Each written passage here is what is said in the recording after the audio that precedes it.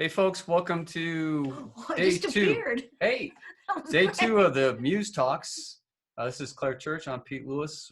We co-manage this place called the Muse, so that you can see behind us. And that's real. That's very real. Yeah, and obviously all our gigs have been canceled, as well as all our musicians' friends. So we wanted to reach out to some of our friends and see how they're doing, and see what they're up to and how they're hanging in there. So today we have great trumpet player Gabe Mervine, great friend of ours and esteemed trumpet player.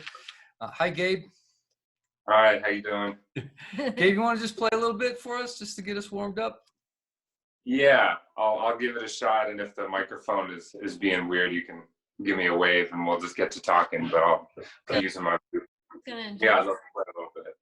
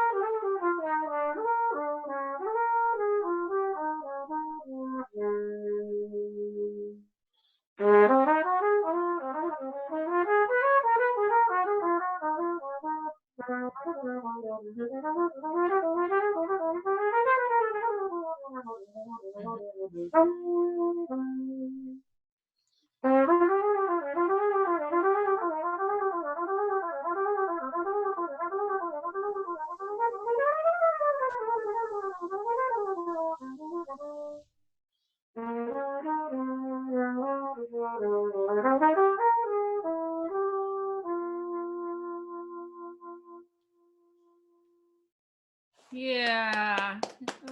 Do you have a name for that improvisation? No, but it was nice to just kind of feel like I was playing for somebody for a little bit for a change.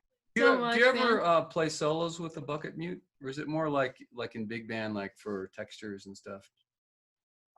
Sometimes I actually really enjoy the sound of it. I've used it a fair amount recording with my small group, and I'll use it in like really small venues, maybe in a playing situation with no drummer, just bass and keyboard and trumpet in a small room. Usually when people are in really close proximity, like now the microphone's so close to the instrument that I just want to take those higher overtones. It keeps the droplets in too. It keeps you like you're not conscious when you use the bucket mute. That's a little known coronavirus fact. Yeah, it just catches all the sound and the germs. So yeah.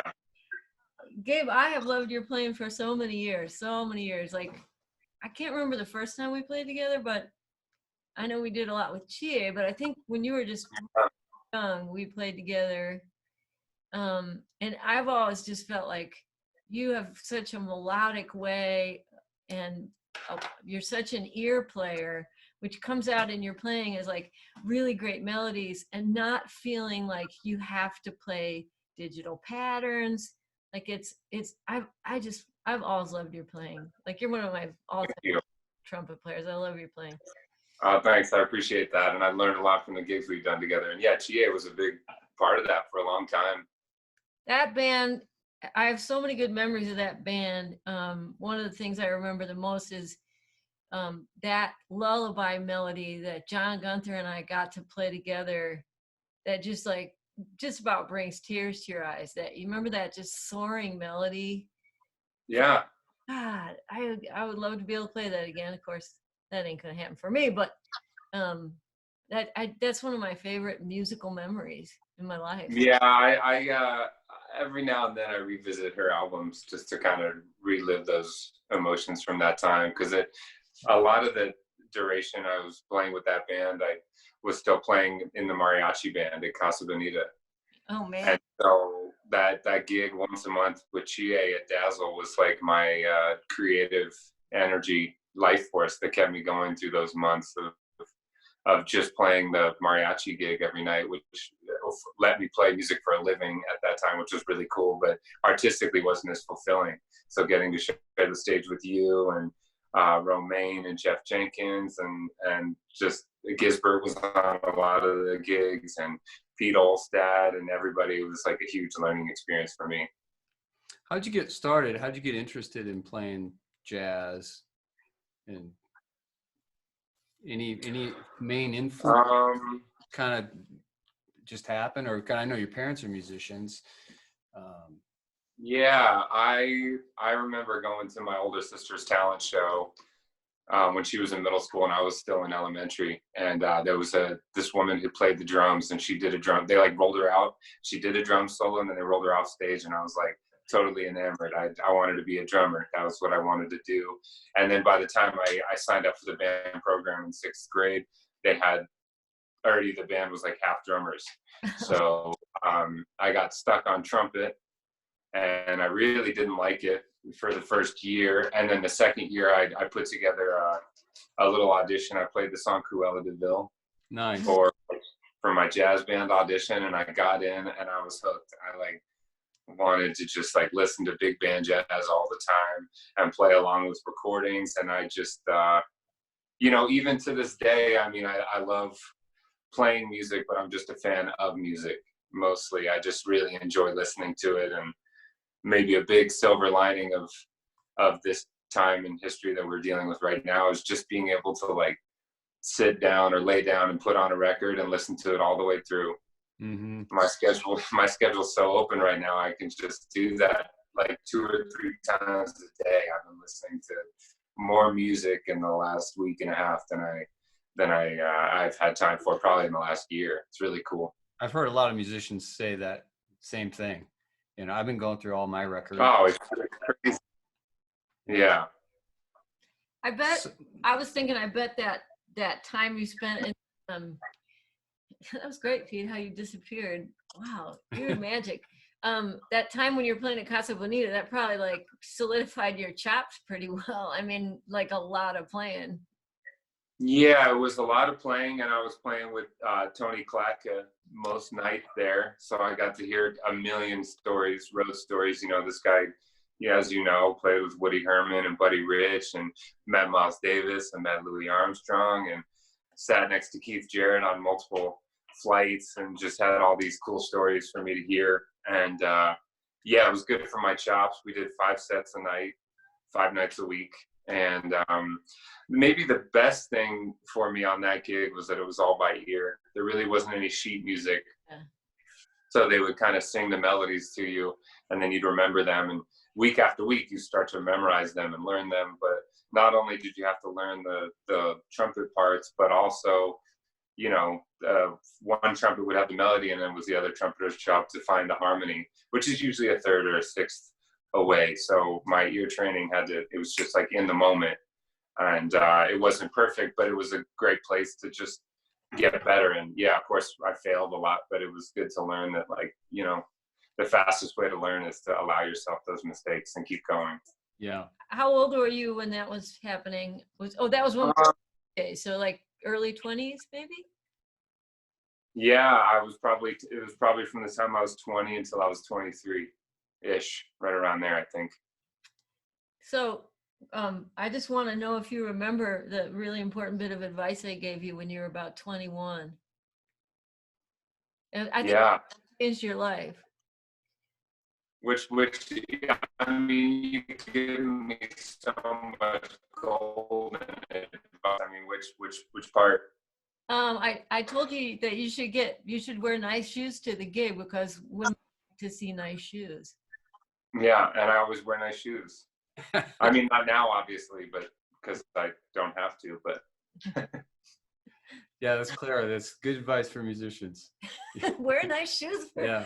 Kind of. So I wear nice shoes. I wear nice shoes because number one, yeah, they look nice, and also you're going to be on your feet all day. That's true. So nice shoes are comfortable. Get a nice pillow, wear nice shoes. How you been doing these past few weeks, these couple weeks? Have you just been doing a lot of practicing? How's your mental state and everything else? You doing okay? Overall, I think it's been pretty good. Yeah, I was pretty sick for about a week. Oh, wow. Uh-oh. Yeah. Did you? Yeah. Sorry, you cut out. Did you have a dry cough perchance? I'm not like a panic-stricken person, but I will say that I had some of those symptoms, and then what happened to me, it's hard to remember what day it was, but maybe 5 or 6 days ago, where I couldn't smell and I couldn't taste anything. Oh, no. And it was the weirdest thing, because I could breathe through my nose clear as day, but I literally, I could eat a raw jalapeno. I was eating raw garlic for the natural antibiotic effects, and it was like I couldn't taste a thing. Oh my God. And so I was pretty laid up for about a week.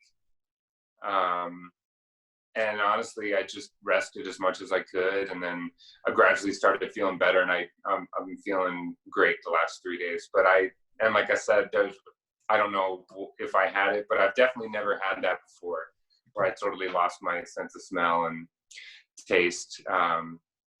So some of the symptoms line up. I don't know, but I feel good now, and I'm trying to just keep, even just having conversations with people every day, and making phone calls and sending emails and keeping in touch with the club owners that I was working with before all this happened has been good for me to feel like I still have work to do, even though I don't have work to do.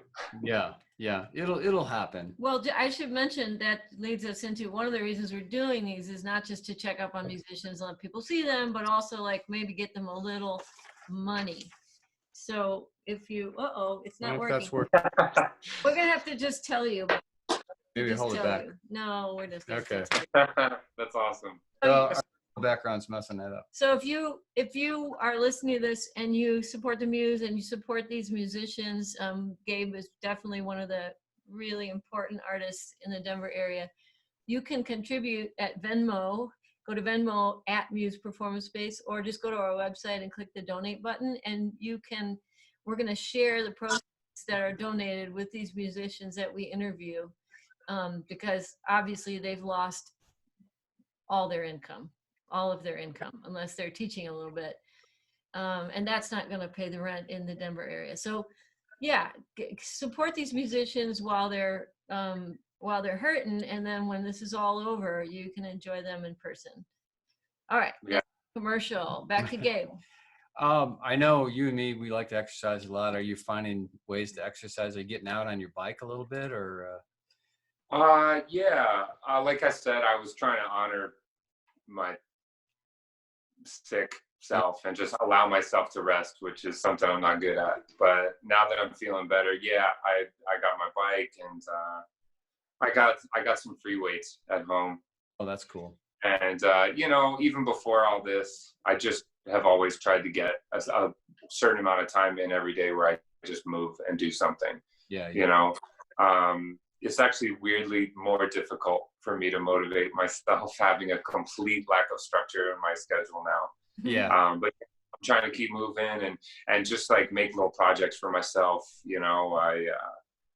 I'm like trying to get a garden going in my backyard and get my home space as comfortable as possible. Because especially right now when we're restricted to no unnecessary travel, I'm here for at least another week, or at least another, how many days have they said? So till April I think 11th. Trump said till Easter. Well, I'm kidding.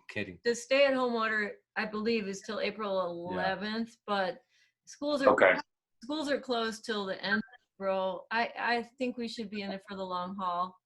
yeah. I would love to hear Gabe play more. Yeah, you want to leave us with something? Of course, I'd love to. Let me find that mute.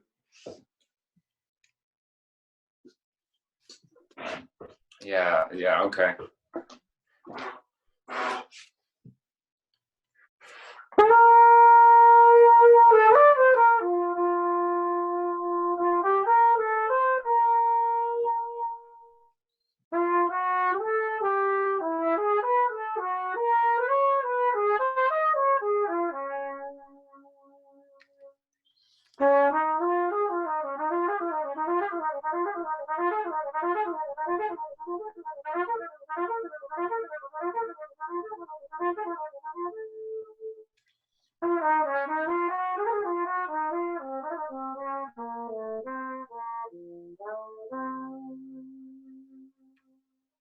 Nice.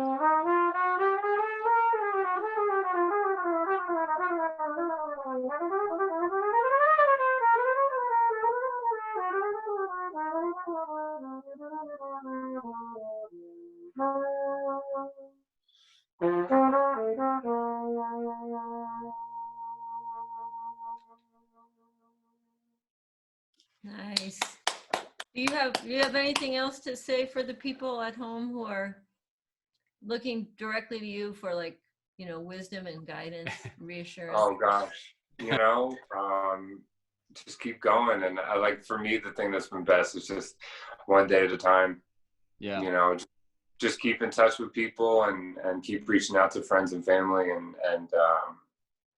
one day at a time. And just, I've never been more thankful, like I said earlier, for like the ability to stay connected via social media and just having phones. And I can't imagine going through something like this at a time without any of these devices, and as much as we try and have a healthy connection and relationship to our devices, now is like time to be really glad that we can keep in touch. And I'm really thankful to you both for reaching out and having Muse as a place where people can come play. And I'm just like aching for the day we can like meet up and hug each other and play some tunes. Right on. All Hey right. man, thanks. Take care, and hopefully we'll see you in person sooner than later. Yeah, thanks so much for reaching out, and yeah, let's do another one sometime. I'd love to keep in touch, and maybe we could even find a way to play music in some way together this way. I don't know how it would work exactly, but it'd be cool to try and play some music live. Maybe if we turned off one end of the microphone, so I play to you guys, and then it would be a working recording on this end, even though the latency of what you would be hearing would be behind or something like that. Maybe we could try that. Yeah. All right, man. Cool. Take care. Have a good day. Love you. Thank you so much. Love you all too.